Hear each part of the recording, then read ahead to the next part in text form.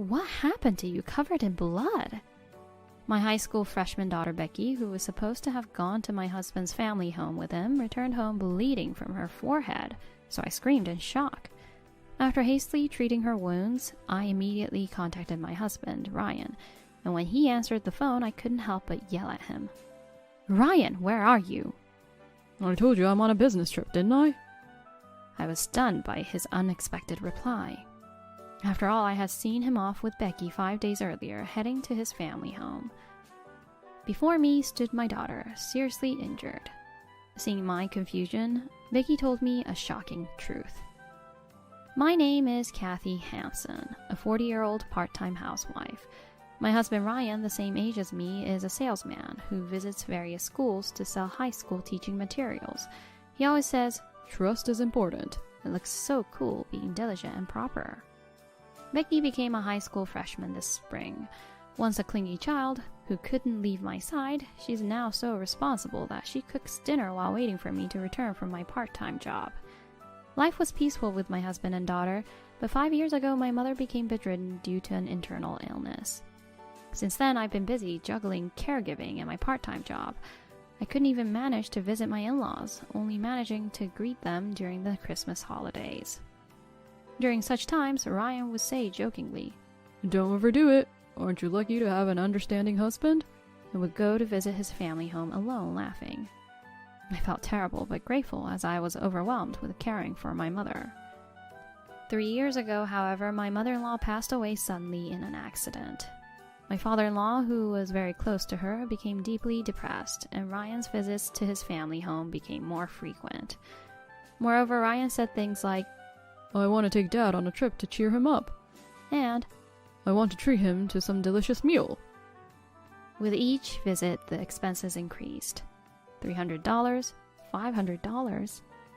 But I couldn't complain about money as I hadn't been able to visit my in-laws myself. One day, Ryan mentioned the cost of his next visit.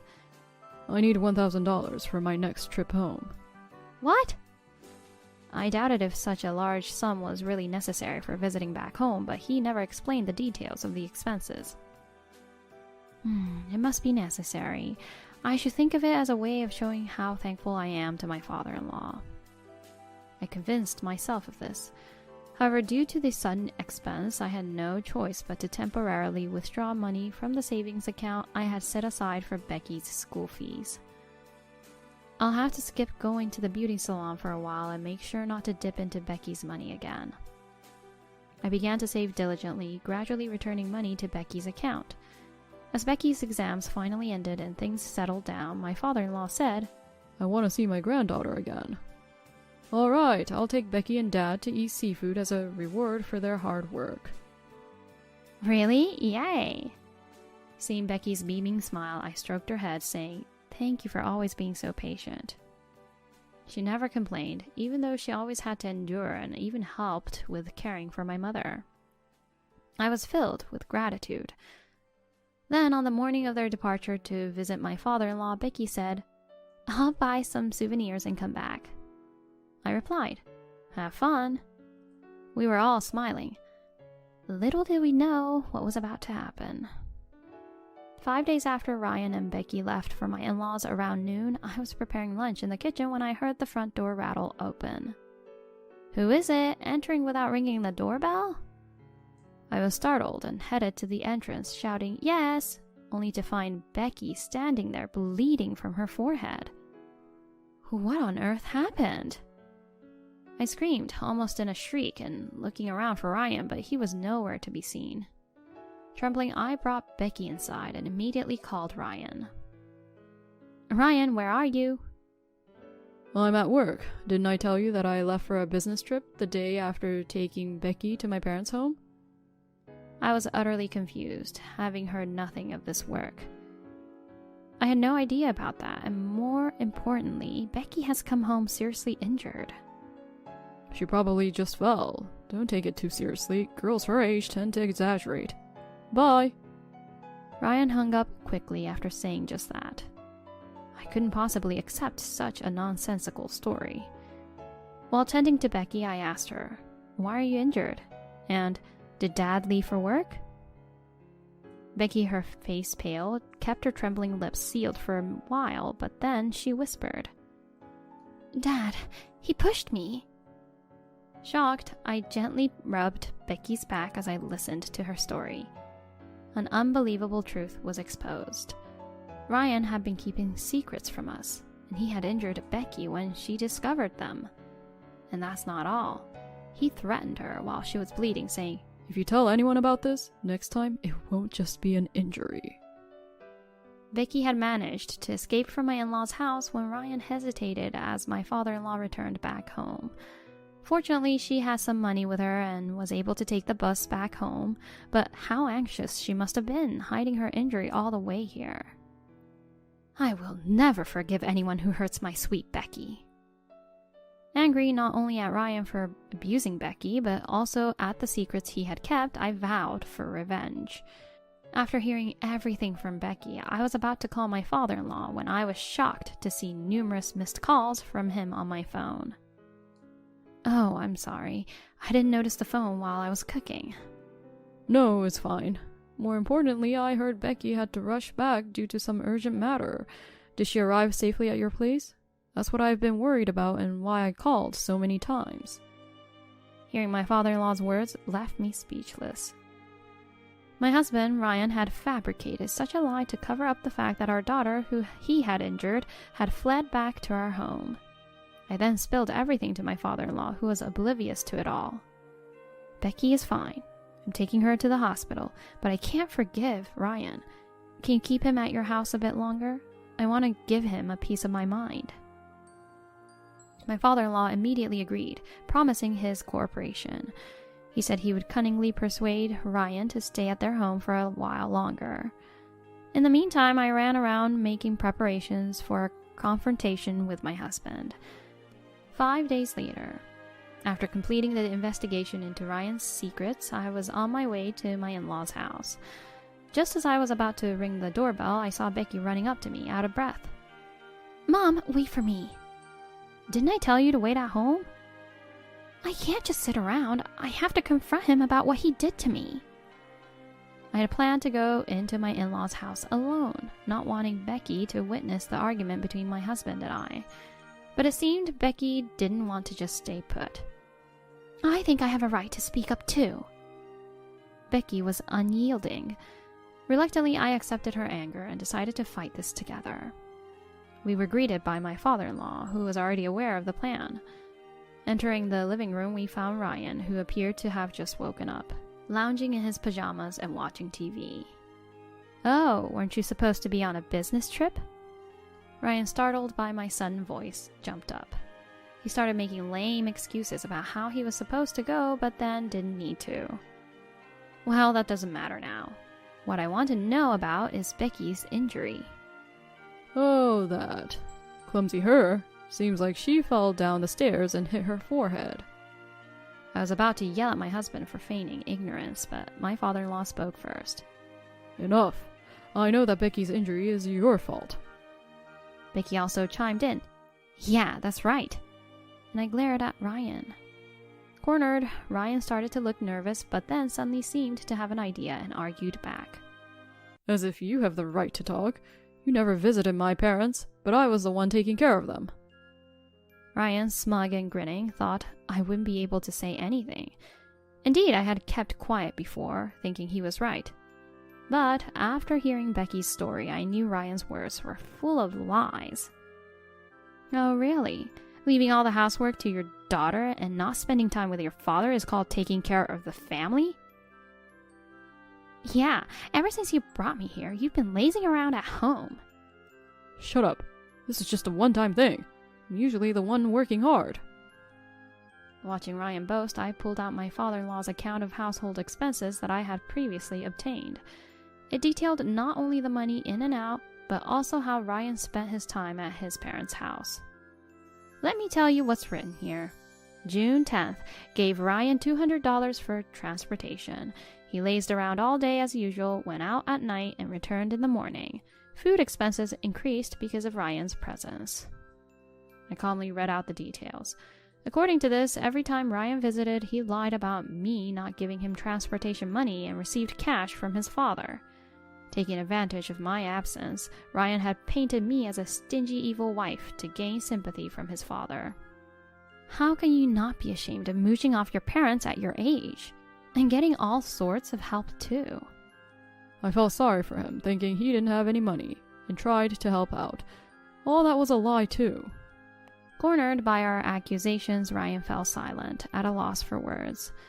What have you been using all that money for, I wonder? Well... No need to say anything. You're probably just thinking up another pathetic lie. Ignoring Ryan's mumbling, I presented a photo in front of him. You needed so much money because you were splurging at places like this, right? How do you know about this place? The photo showed Ryan entering a gentleman's club. Surprised that I knew about it, the color drained from his face. The secret that Becky had discovered while Ryan was visiting his parents was this. She thought Ryan was diligently caring for his father, but he was actually going out at night and returning in the morning. Suspicious, she secretly investigated and installed an app on his phone to track his location. After he left, she checked his whereabouts on a computer, always finding him at the same place.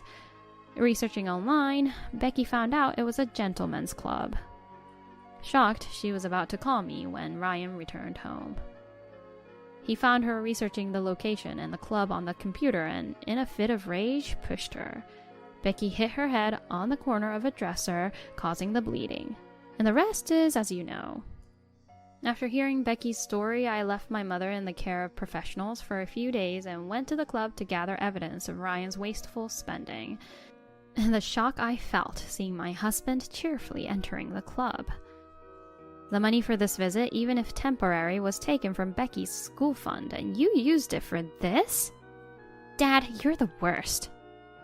Ryan, cornered by undeniable evidence, muttered weakly. Isn't this normal for men? And looked up at his father for support. What are you talking about? Using your child's school money for your satisfaction is inexcusable for any man. I'm tired from work. Isn't it okay to have a little fun? Vicky sighed in exasperation at Ryan's stubbornness. Mom, do you know what kind of place that is? Huh? Oh no, I just took the photo and left immediately. I thought so. Here, take this. Vicky said this as she laid out several printed pages of the club's website on the table. Looking over them with my father-in-law, we saw that the outfits worn by the girls at the club were school uniforms. They all seemed to be adults, but it was a gentleman's club where they cosplayed in revealing school uniforms.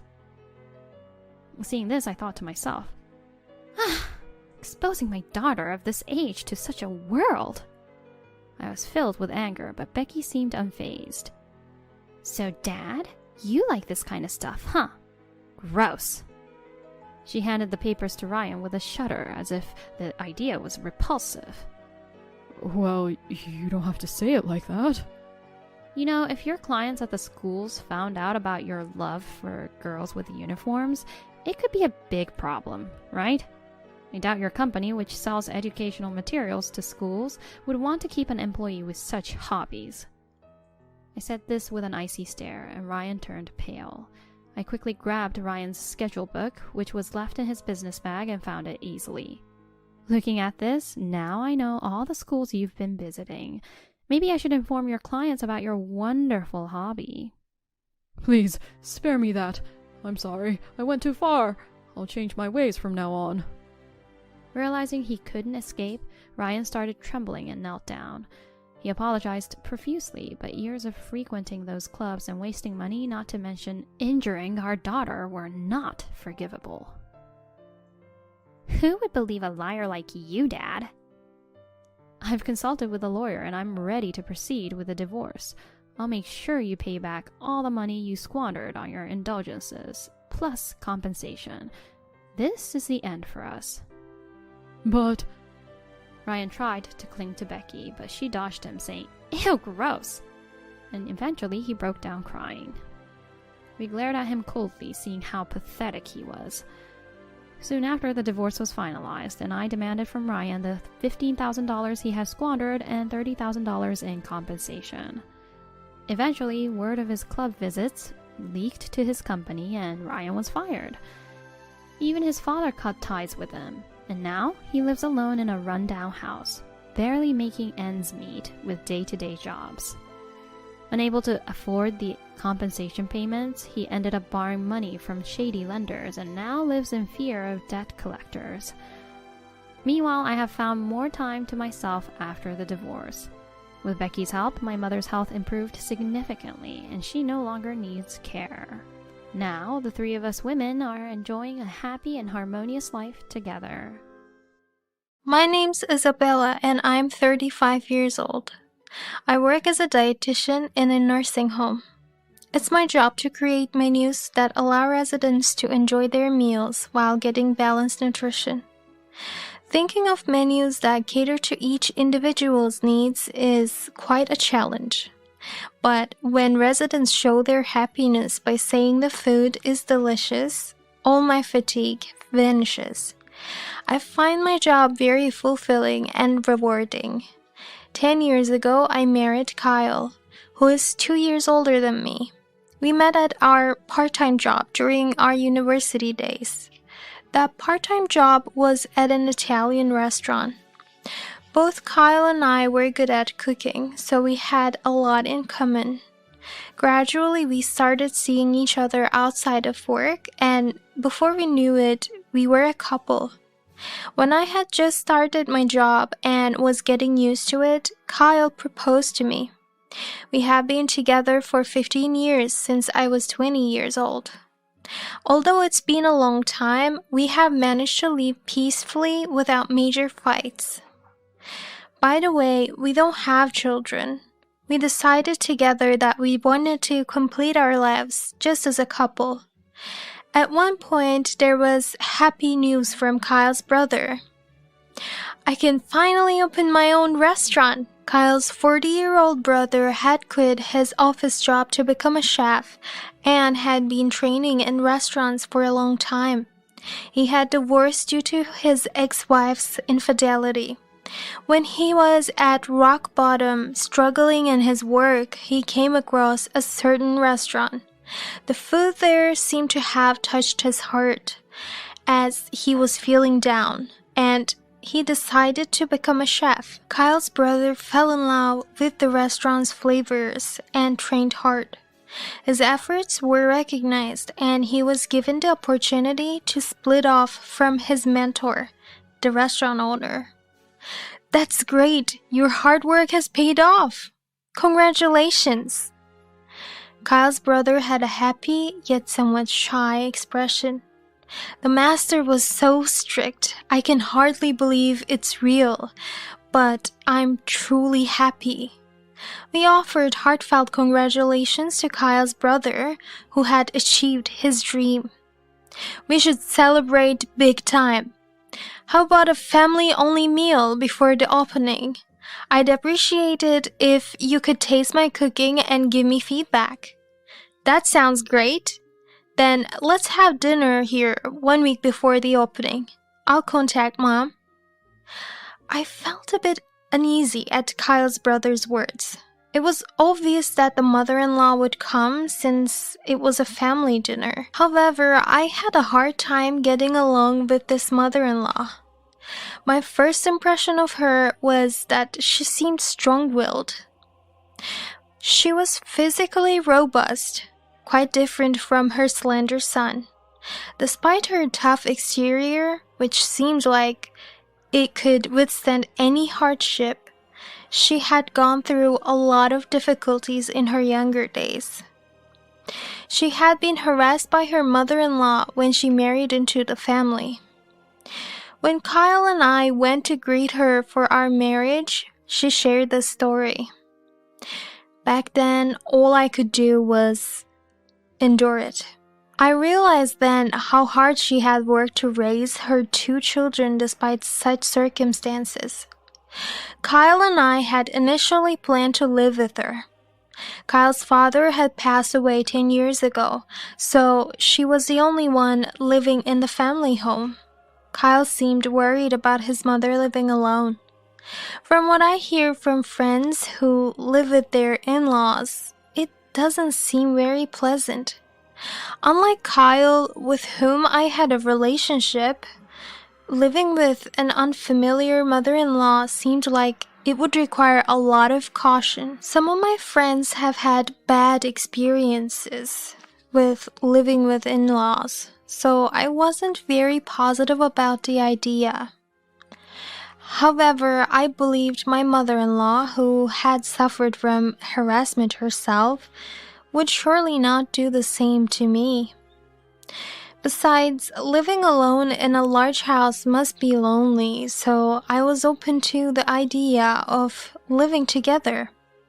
Still, there was some anxiety about living with the mother-in-law I didn't know well. Therefore, we decided to try living together for a month as a trial. However, that month completely broke my spirit. Despite saying she had suffered from harassment, she did the same to me. Even though we both worked, she imposed all the household chores on me and constantly nagged about minor things. At first, I thought I just needed to be more careful, but gradually I became irritated. Mother, since you're home longer because of your part-time job, could you please take care of some household tasks? How dare you, a mere daughter-in-law, give me orders? That one statement from her confirmed that living together was absolutely impossible for me. When I honestly discussed what she said with Kyle, he sighed and gave me a wry smile. I'm sorry, my mom is old-fashioned and often speaks without thinking. I'll talk to her. Let's just forget about living together. Kyle managed to dismiss the idea of living together by citing the distance from his workplace. Of course, the mother-in-law was reluctant, but thanks to Kyle's persuasion, we were able to dissolve the living arrangement without issues. After that, we only visited the in-laws' house during Thanksgiving or Christmas. Even though we seldom met, the mother-in-law seemed to view me as an adversary. I felt awkward facing her. Then came the day of the dinner.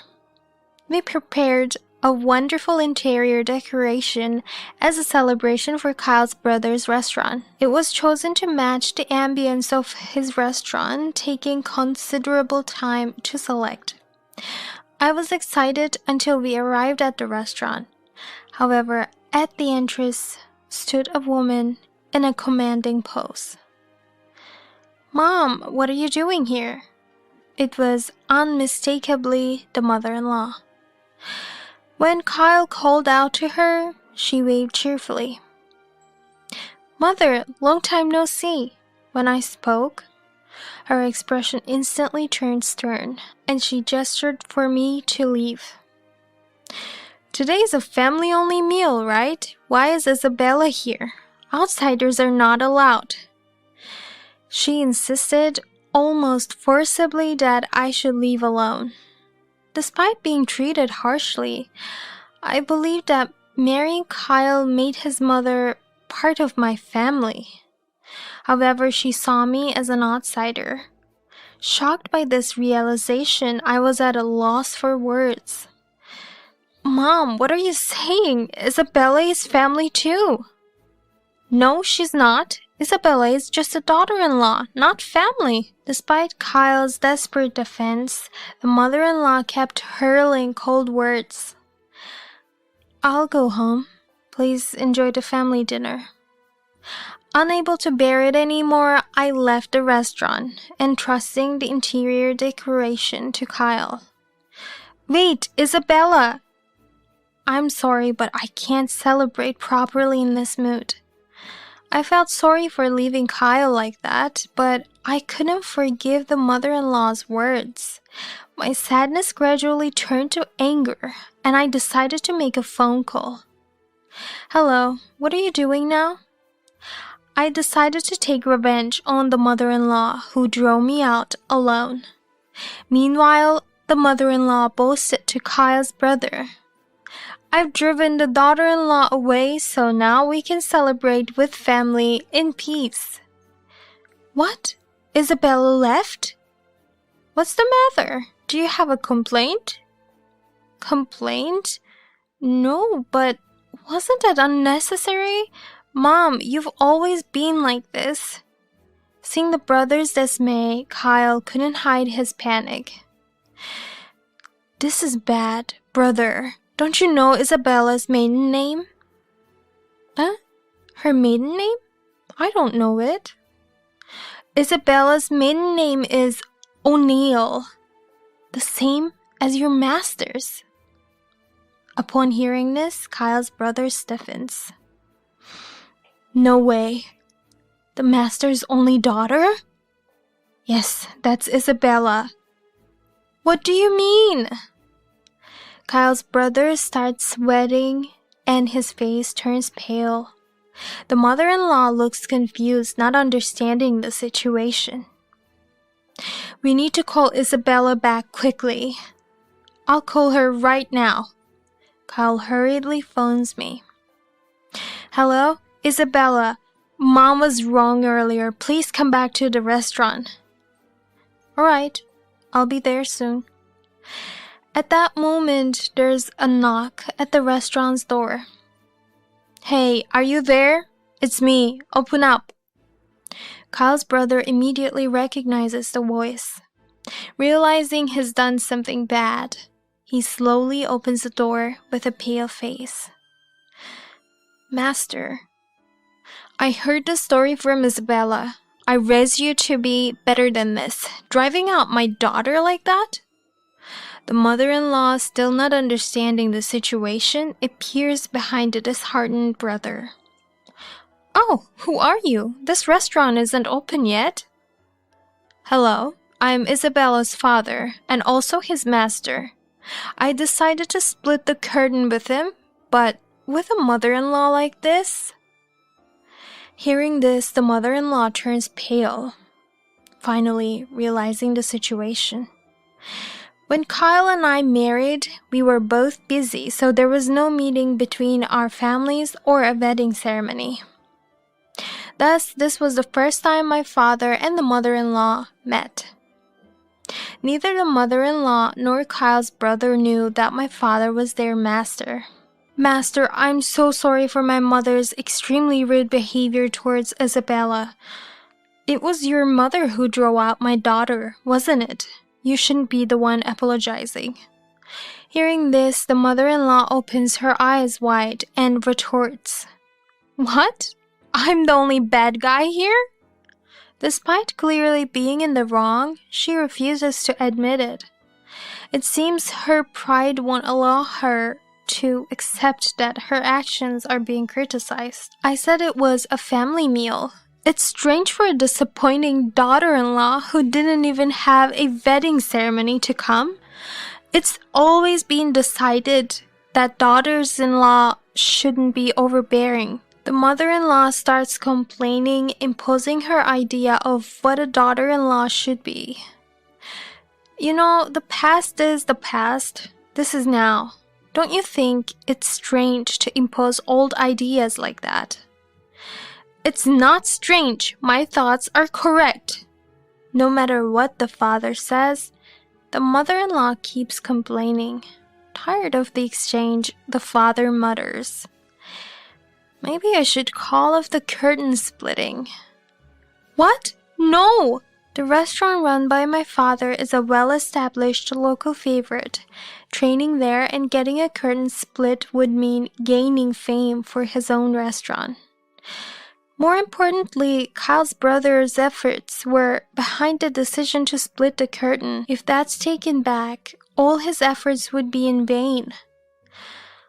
I'm so sorry for my mother's rudeness. Kyle's brother looks close to tears. But being able to open a restaurant with a curtain split from the master was my dream come true. Please forgive us. My father glanced at the mother-in-law. Then, mother-in-law, please do not come to this restaurant ever again. Bad customers lower the quality of the establishment. What did you say? Or perhaps come back when you've learned some manners. The mother-in-law, fueled by anger, clenched her fists and raised her voice. Kyle's brother stepped in to calm her down. "Sorry, Mom, but this restaurant is really important to me. We can't have incidents like this with other customers. If you're going to behave like this, please don't come to the restaurant." Rejected by her own son, the mother-in-law stood in shock, her eyes wide open. "I'll take Mom home. Master, Isabella, please enjoy my brother's cooking." Kyle led the dazed his mother out of the restaurant. Despite the awkward atmosphere, Kyle's brother meticulously prepared the meal. Effort put into the dish was evident. Father tasted it and smiled in satisfaction. "Delicious. It's not just a copy of my cooking. There's a proper twist to it. It will surely be loved by the customers." Kyle's brother was pleased to hear these words. After dropping off the mother-in-law, Kyle returned and we all enjoyed the meal together. A few days later, an incident occurred. "What is this?" There were numerous negative reviews posted on a review website about my father's restaurant. The content was all false accusations. "Half of the ingredients in this restaurant are rotten. The owner is buried in debt and constantly gambling. The daughter is unemployed and keeps moving between men's homes." Not only were there false complaints about the restaurant, but also about my father and me. Wanting to protect my father's restaurant's reputation, my father and I immediately consulted a lawyer. We also requested the disclosure of the reviewer's identity. Given the severity of the content, the lawyer acted quickly. After a while, we identified the person who posted the reviews. It was all the work of one person. Learning that it wasn't multiple people who had written the reviews, I felt relieved for the moment.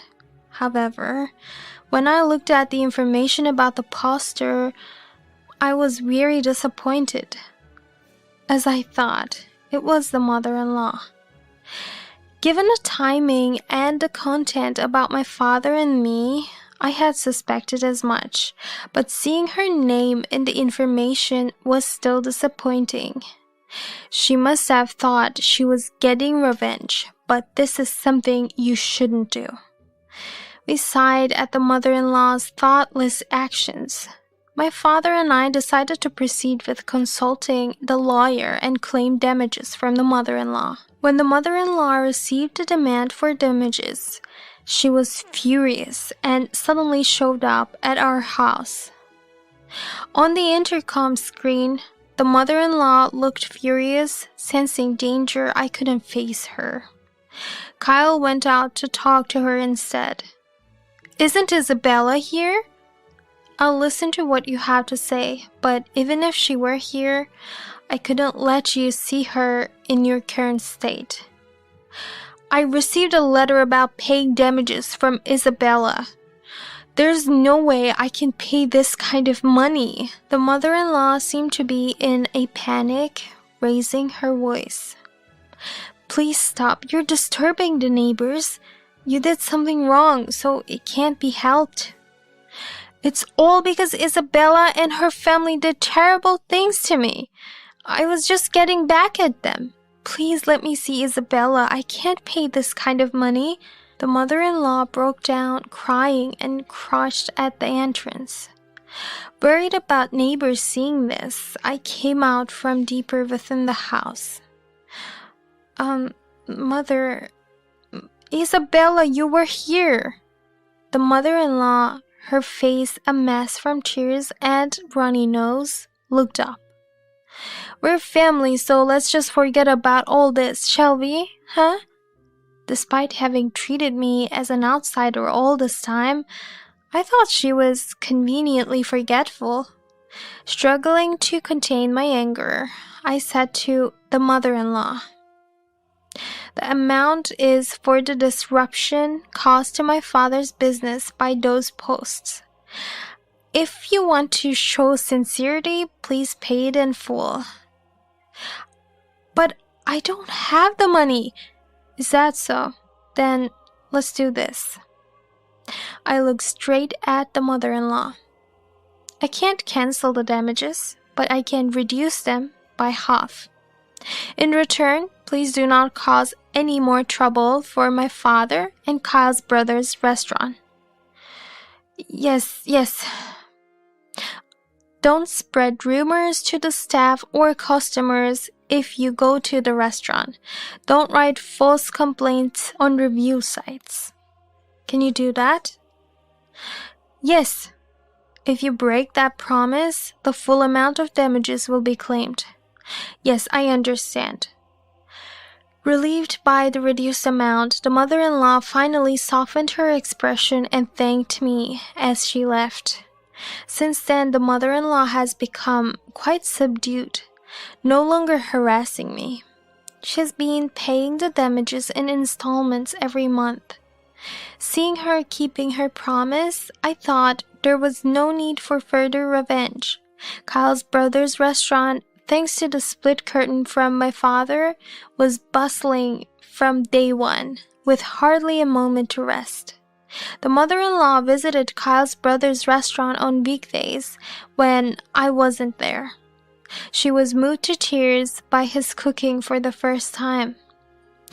Thanks to the master teaching me, I can make delicious food. Hearing this, Kyle's brother seemed to finally realize my father's greatness.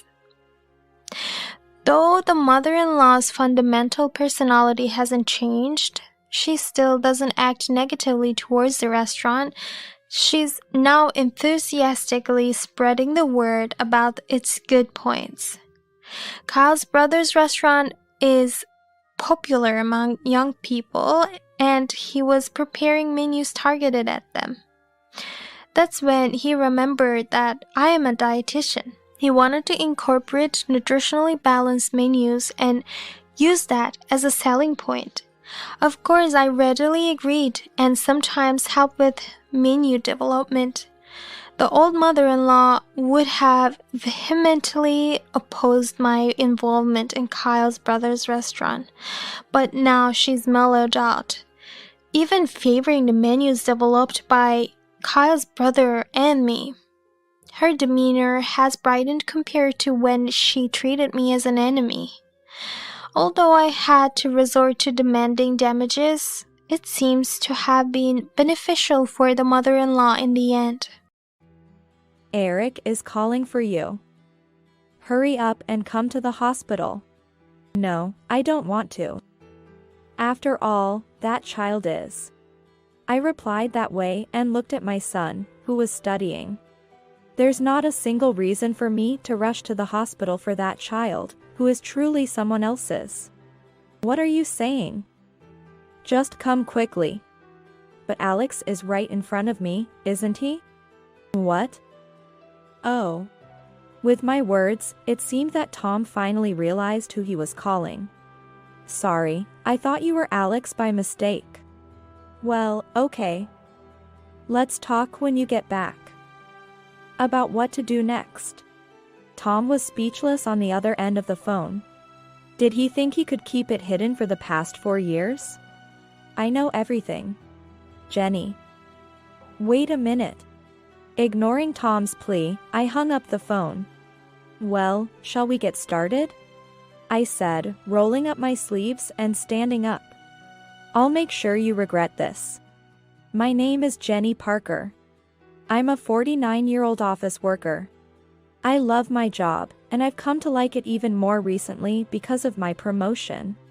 If I hadn't reconnected with my husband at this company where I started as a new graduate, I probably wouldn't have been married today. My husband, Tom, was a senior in college. Though we didn't really interact much. It was just that he happened to be one of the people who came to help at the freshman camp I went to during orientation. So, for a while after joining the company, I didn't remember him at all and was completely absorbed in my work. Then, at the welcome party for new employees, Tom spoke to me. And I remembered him for the first time. Weren't you in the same group as me during the college orientation? Don't you remember? What? Sorry. It's okay. I thought you were a beautiful girl since then. That's how the conversation started. And from the next day, Tom began to wave at me whenever he saw me. Gradually, this turned into bringing snacks, then lunch, and then going out together. I will definitely make you happy. I want to date you with the intention of marriage. That was his proposal, about half a year after we started going out together. By that time, I had also fallen in love with Tom and happily accepted his proposal. That's how our relationship started. We dated for about 2 years, and after meeting each other's parents, we got married. It wasn't a passionate love, but it was a peaceful and happy time. This didn't change even after our son Alex was born, rather our happiness only increased. I truly thought I was lucky to have married Tom. However, around the time Alex entered middle school, Tom's attitude began to change gradually. His transfer to a different department led to increased overtime and working on holidays. My current department is busier than yours. Even though I hadn't said anything, Tom would make such excuses, and I started to feel suspicious. However, Tom's department was indeed known to be busy with a lot of overtime. There wouldn't be any time for affairs, I thought, and shelved my doubts. But Tom coming home late created one problem. It was about taking care of Alex and the household chores. Even though a middle schooler doesn't require much attention, I didn't want to give a child who was studying hard every day at cram school just sandwiches. Reluctantly, I decided to scale back on work until Alex entered university. However, when I discussed it with my boss, I was told that it was difficult to scale back due to a shortage of manpower. It might sound boastful, but I was competent at my job, working about twice as much as my colleagues. Therefore, if I were to step back now, it could potentially halt operations. My boss suggested introducing telework instead of reducing hours, and I was allowed to adopt a flex time system. So, I started working from home. When I told Tom about it, he responded with a smirk and something surprising. Then, you can take care of all the household chores. I'm busy, you know. I'm working too, you know. It's okay if the share of household chores increases a bit, but doing everything is too much. I retorted, but Tom didn't listen at all. True to his word, after I started teleworking, Tom began coming home even later. Every day, Tom would come home drunk late at night, and along with the smell of alcohol, I could smell perfume on him.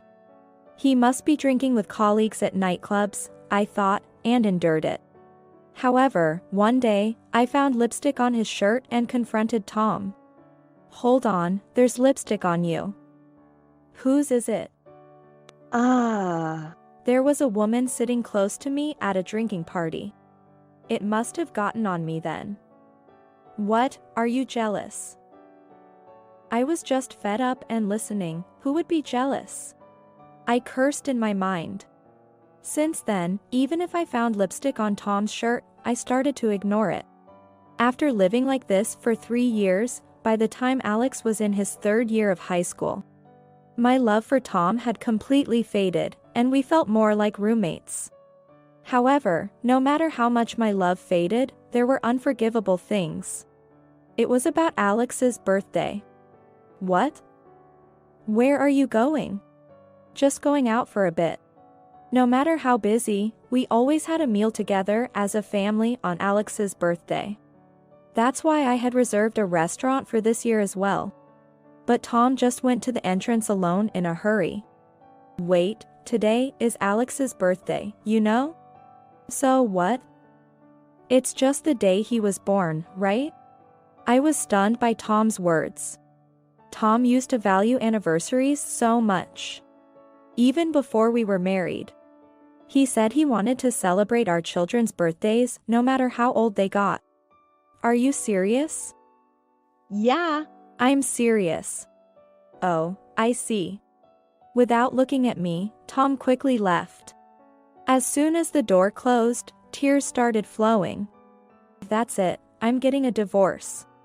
The words slipped out, but they were my true feelings. That day, Alex and I enjoyed a meal together, and then we stayed at my parents' house. I didn't contact Tom, but judging from the lack of phone calls or emails, he probably hadn't come back yet. A father who disregards his son's birthday and stays out without notice is better off not being around for Alex's sake. I made that decision and told my parents. They listened to my story and agreed. Since I had no intention of returning to Tom, the first step was to look for a new place. Fortunately, my income is above average. And with my department mainly working from home now, there's no inconvenience in working from my house. I looked for properties while working. Maybe it's a good idea to buy a house. While looking at a cozy little house, I felt my heart race for the first time in a while. Then one day, I decided to go see a property. Little did I know that this would accelerate the divorce proceedings with Tom. It's a nice place. And it's close to the station. The area I was looking at was near the university Alex wanted to attend. Since it takes an hour to commute from where we currently live, I thought it'd be better to live closer. Alex is working hard, studying to get into the university I attended. I didn't want to add unnecessary stress on him. We'll move after getting into the university. Thinking that, I stopped by a nearby shopping mall. Hey. Wait up. What? I instinctively hid when I heard Tom's voice. In front of me, Tom was waving at someone. When I shifted my gaze, I almost exclaimed out loud. Daddy. Hurry, hurry. Hurry up. A woman I recognized and a boy about 4 years old. There, running up to them and smiling gently, was Tom. It was clearly the picture of a happy family enjoying their weekend. I see. The period when Tom became cold and stopped coming home, and the boy's age matched up. That means the boy is Tom's child, and the woman is his mistress. I couldn't stop my dry laughter. The love was long gone, but somewhere, I must have still believed there was no affair. However, as Alex's mother, I couldn't afford to be shocked and stand still. I took a photo of the three and left the shopping mall. While on the train, I searched for a detective agency. Then, I visited an office near our house. I have someone I want you to investigate. One is my husband, Tom, and the other is. I gave the detective the names and the photo I had taken earlier. Then, I went home and did my usual housework. Mom, what's wrong? You look pale. What? Oh, I'm just a little tired. Don't push yourself. I can help too. What are you saying? You're a student. It's okay. I couldn't worry Alex. I spent my days smiling and acting bravely. This isn't just about divorce. I will definitely get revenge on them. I harbored a rage I had never felt before. Weeks later, the detective contacted me. The report was ready with all the information. I went to the detective's office and reviewed the documents.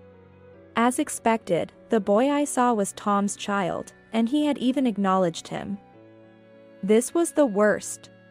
I was distraught. But looking at another set of documents the detective handed me, I felt a bit of hope.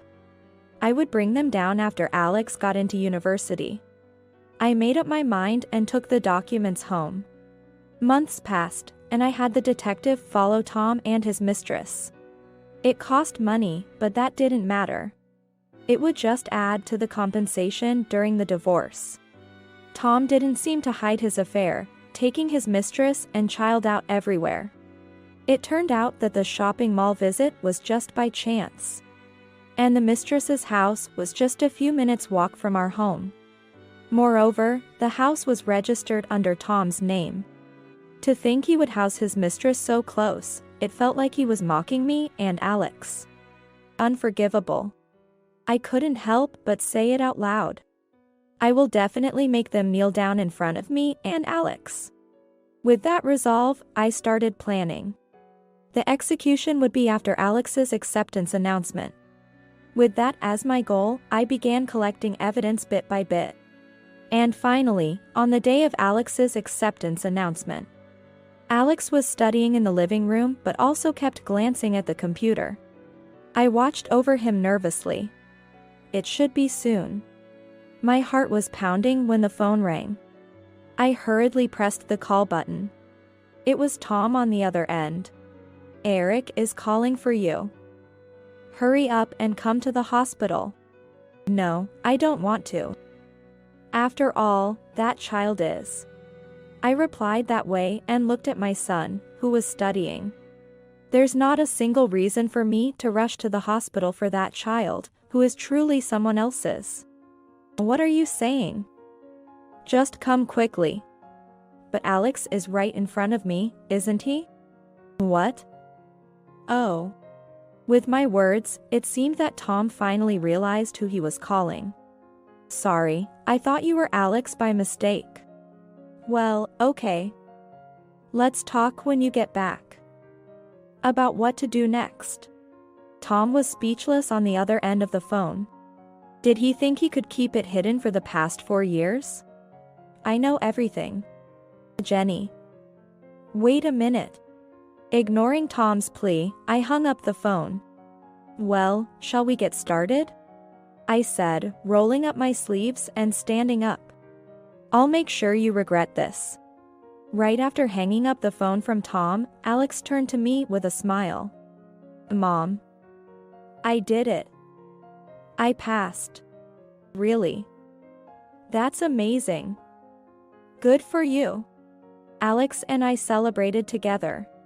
Then, after a moment of joy, Alex suddenly became serious and spoke up. I'm old enough to not need a father anymore since I've got into university. So, you should divorce him. Alex, you knew. Yeah, I knew. I was shocked by Alex's words. Apparently, he had seen Tom and his mistress walking affectionately with a baby when coming back from school. At first, he thought they were just acquaintances, but after seeing them multiple times, he realized it was an affair. I kept quiet because I thought you'd be shocked. Alex. Thank you. I'm okay. I always thought of Alex as my cute little boy, but he had grown up admirably. I felt happy and a bit ashamed as a parent. At that moment, we heard the front door open. Tom had come back. I'm home. Tom entered the living room, visibly nervous, as Alex and I looked at him coldly. Tom's face turned pale at the entrance of the living room. Still, trying to act normal, Tom forced a smile and started talking to Alex. So, have you been studying properly? Which university are you going to? It seemed Tom had forgotten that Alex was already in his senior year of high school. Alex's gaze turned even colder. Noticing this, Tom suddenly got angry. What's with that look towards your father? Who do you think is providing for you? Just Mom, actually. Well, I contribute too. The scene was a flustered father and a calmly responding son. Clearly, Alex had the upper hand. Alex sighed and pointed to the computer. Today was the university acceptance announcement. Oh, you're at that age already. How did it go? Why should I tell you? What? Tom was taken aback by Alex's words, staring at him open-mouthed. Besides, why are you back? I'm going out to eat with Mom. You should go to your mistress and their kid. You knew. Tom seemed to have never thought he would get caught despite living so close. He just stood there, staring at Alex. Alex looked at him with disdain. Someone who doesn't cherish my mom isn't a father. From now on, I'll protect Mom, so you better just get a clean divorce. Alex. Tom, clearly advised to divorce by Alex, looked at me pleadingly. But there's no way I would help Tom. That's right. If you're only going to contribute to the college fees, there's absolutely no reason for us to stay married. Jenny too. Tom burst into tears like a tragic heroine. There's definitely no more unrelatable heroine than him. I thought this as I coldly looked down at Tom, who was kneeling and crying. Mom, I want Italian. Oh, that sounds nice. However, as we started discussing it, Tom suddenly lit up. I know a great Italian place. Let's go there to celebrate and make up. I couldn't understand why I would need to make up with a man who cheated. Looking at Alex, he seemed to feel the same way. Didn't you hear? It's just going to be Mom and me. Exactly. Plus, I wouldn't want to go to the Italian place you took them to.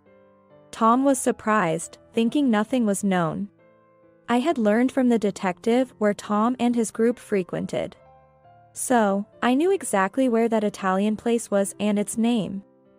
Why should I have to settle for leftovers from your affair for my son's celebration? It's bad luck and I don't like it. At my words, Tom's face twisted in annoyance. Still, he had no intention of taking back what he said. Then, turning red with anger, Tom glared at me and started yelling. It's because of your attitude that he's cold towards me. You're the one who raised him wrong. Who do you think raised him? Tom pointed at Alex as he said this, but I just gave him an even colder look. That would be me, wouldn't it? Well, maybe a little, but I did too. To be precise, I've been covering the middle school fees, tutoring fees, and living expenses since he entered middle school. In fact, Tom stopped contributing to living expenses around the time Alex entered middle school. He used to give money when asked several times, but then he stopped altogether. At first, I would greet him when we saw each other.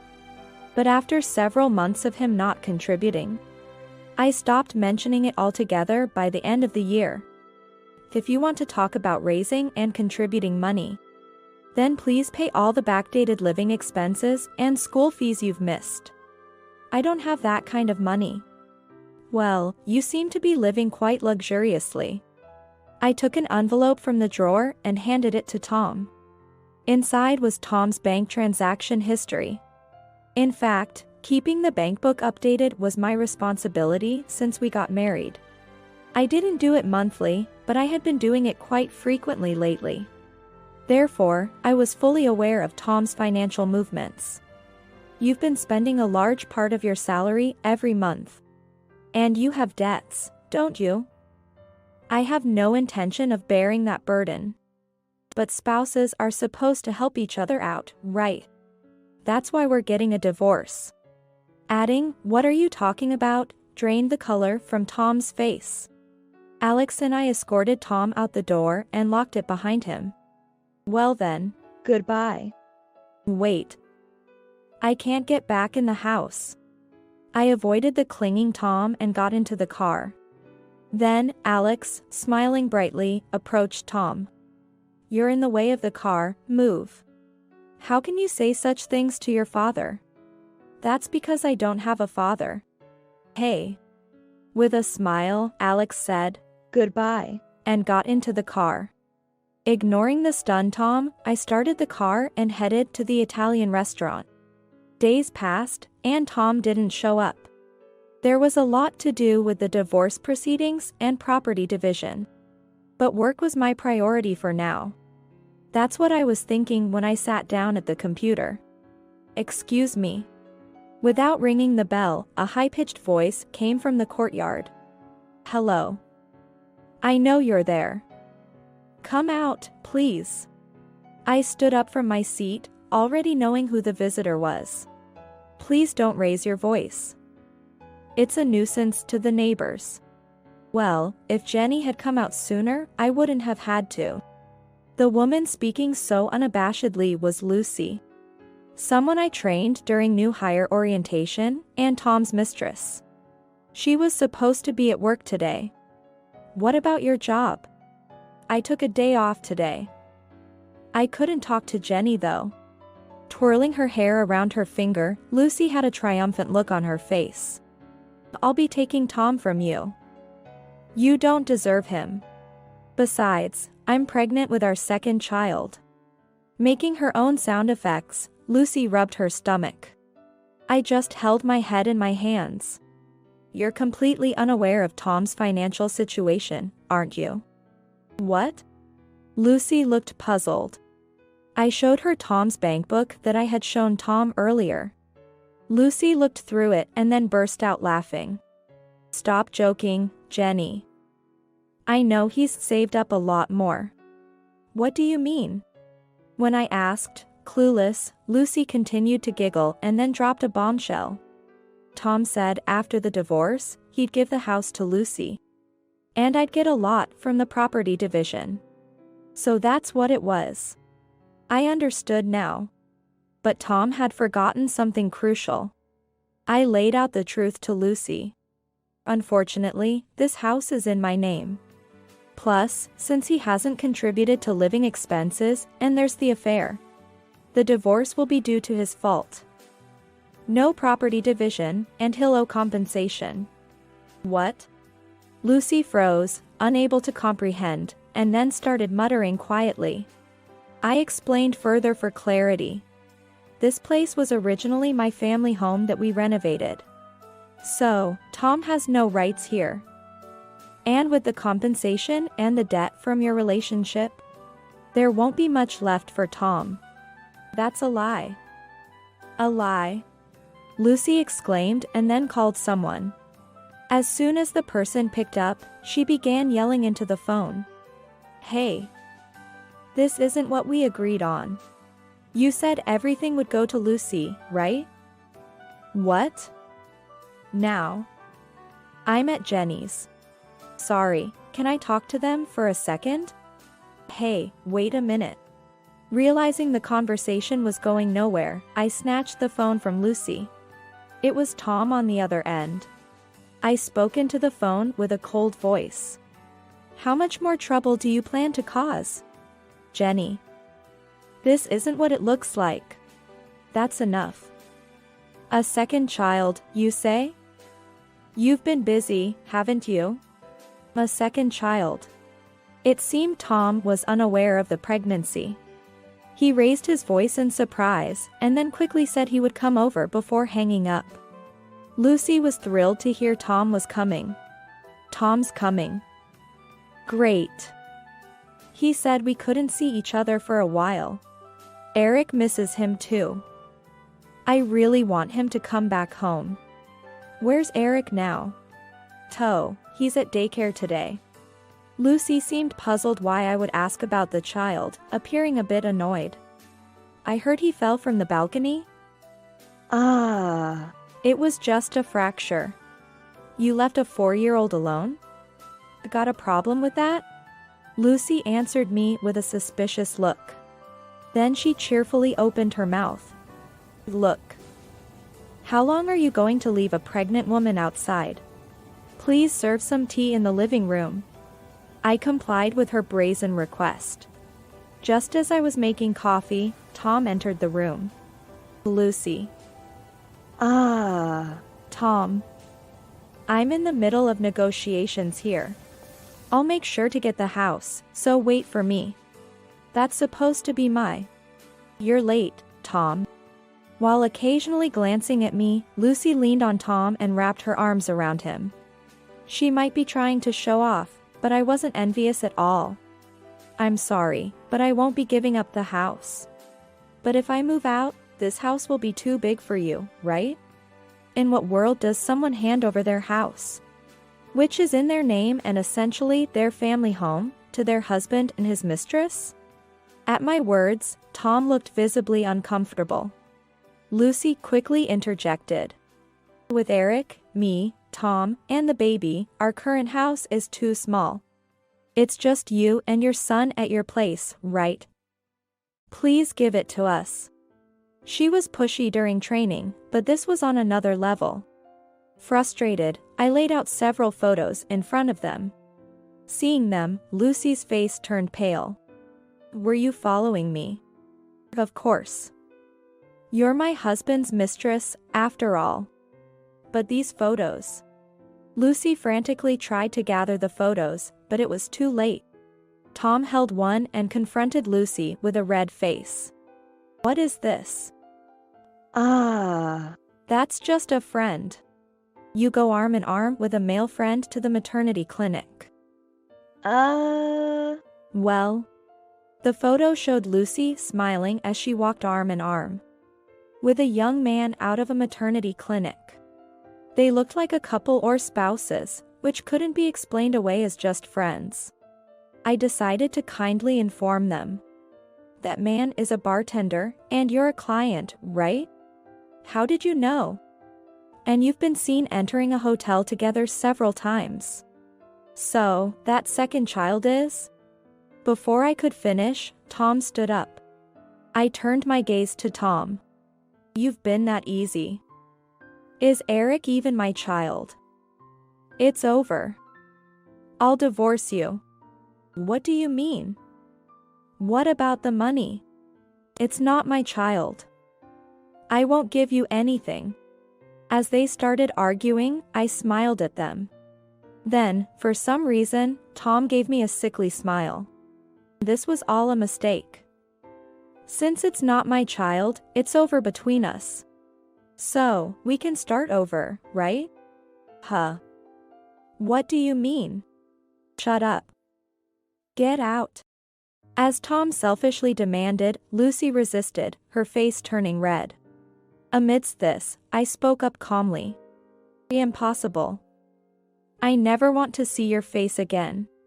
Don't say that. I physically can't. Just looking at you makes me sick. Tom froze, shocked by my words. Then, I turned to my computer, which was still on the table, and smiled at them. Here are people willing to testify about your affair. Mom. Lucy also exclaimed, Mom, at the same time. In fact, I had already been on the phone with them, discussing what to do next. Lucy had barged in while I was planning to work and talk. Why is Mom? I've heard everything. Despite having someone like Jenny Parker, you. It's disgraceful. Do not cross our threshold ever again. But, after being firmly declared cut off, Tom, perhaps lacking the energy to argue for reconciliation, staggered out of the room. Mom? There's a little reason for this. I did not raise someone to destroy another's family. You're going to your uncle's from tomorrow. What? No. Lucy's uncle's house is a dairy farm where there is no rest. And because of the intense male chauvinism, women are not allowed to rest and are almost always standing, except when sleeping. It seems harsh to send her there, but part of me feels it serves her right. Lucy ended up crying on the spot, and her mother had to come pick her up. Once everyone had left and silence returned, it was already evening, and I sighed in relief. Thanks to flex time, I can still make up for it, but I'm prepared for a late night at work. I'm home. Welcome back. Hey, want some pasta? Sounds good. Where shall we go? Watching Alex start looking for a restaurant as soon as he got back, I realized everything had finally come to an end. Later, Tom and I divorced through a lawyer. It seems Tom has also broken up with Lucy. Tom's parents apologized profusely, making me feel somewhat guilty. I said I wanted to continue our relationship because they had been very helpful. And they were overjoyed, crying. Tom paid me compensation for the affair and half of the college expenses. He seems to have taken on more debt recently, and no one has seen him. I've already received everything in one lump sum. So whatever happens to him now is none of my concern. It may sound cold, but that's genuinely how I feel. Lucy was forcibly taken to her uncle's by her mother's orders. She's woken up before dawn every day to help with work. It seems her uncle is keeping an eye on the compensation being paid monthly. By the way, I resigned from the company soon after. It seemed she wasn't very good at her job, and many were happy to see her go. For me, the decrease in errors in the documents coming from Tom's department has seemingly improved work efficiency. Her children are being raised by her parents, and apparently, both are that bartender's children. The older child's injury wasn't too bad, and a month after getting hurt, he was out of his cast and running around. Hearing that was a relief. Tom was essentially a cash cow, and I heard he was quickly abandoned once the money was gone. Alex successfully entered his first choice university. He's studying late every day with orientation and classes. He's planning to start a part-time job once he gets used to it to help support our family, which almost brought me to tears with his kindness. As for me, I'm still working hard. Recently, a project I proposed was approved, and as its leader, my days are busy but enjoyable. Also, a much younger man from the project's client side has been vigorously pursuing me, waiting for my divorce. I told him I have a college-aged son and am not ready to remarry yet. But he said he'd wait until I'm ready, and we've been dining out together recently. Spending time with him feels very comfortable, and we share similar tastes in food. I can't deny that my heart is a bit shaken. Alex even said it might be good to consider remarrying him. So I'm thinking about it more seriously these days. Mom, we're going to be late. Oh no. We have to hurry. Today, Alex and I have a reservation at a restaurant. It's a gift from my mother-in-law to celebrate his admission. Mom, I'm looking forward to it. Me too. We laughed and got into the car. I hope this happiness lasts a long time. With that thought, I started the car and headed to the restaurant.